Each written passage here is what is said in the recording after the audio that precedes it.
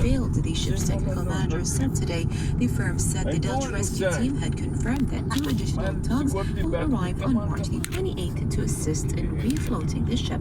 The Suez Canal, blocked by a giant container ship that ran aground on Tuesday, is the quickest sea route between Asia and Europe. 50% of global shipping traffic moves through it. At least 9 coronavirus patients died in a fire that engulfed a mall housing a hospital in Mumbai. Rescue workers were still working to douse the fire, which took place past midnight in an eastern suburb of the city, and more than 70 patients had been evacuated to other coronavirus facilities. Television visuals showed smoke billowing out of the premises as rescue operations were underway, and officials said 11 bodies had been pulled out of the building so far. In the meantime, at least 4 people died after people protesting against Indian Prime Minister Narendra Modi's visit to Bangladesh clashed with police and supporters of the ruling Awami League party. A police official at the Chattogram Medical College Hospital told reporters that 5 people with injuries were taken to the hospital and 4 of them died during their treatments.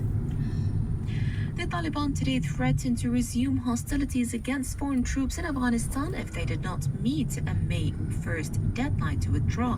The Taliban threat followed comments by U.S. President Joe Biden, who yesterday said it would be hard to withdraw the last U.S. troops by the deadline, which was agreed with Washington last year.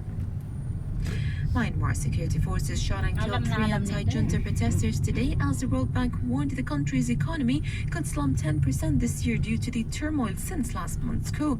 At least 320 people have been killed in the crackdown on dissent since the February 1st coup, including 9 deaths recorded overnight. In a bid to increase pressure on the junta, the US and Britain imposed sanctions on conglomerates controlled by the military, with Washington calling it a response to the military's brutal repression.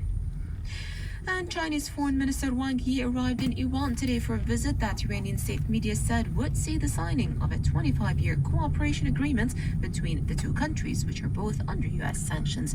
The accord, the final details of which are yet to be announced, is expected to include Chinese investments in Iran key sectors such as energy and infrastructure. And with that, we end the news bulletin, but here's a reminder of the main stories.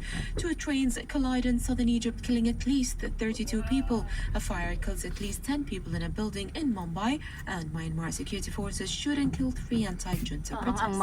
Those are the headlines. Now let's take a look at Bahrain's weather forecast. The weather today was rather hot, but becoming fine overnight. Winds mainly southeasterly 7 to 12 knots, reaching 15 to 20 knots at times. Sea state wave height 1 to 2 feet inshore, but 3 to 5 feet in offshore waters. The minimum temperature tonight is 22 degrees Celsius, rising to a maximum of 34 degrees tomorrow. Humidity will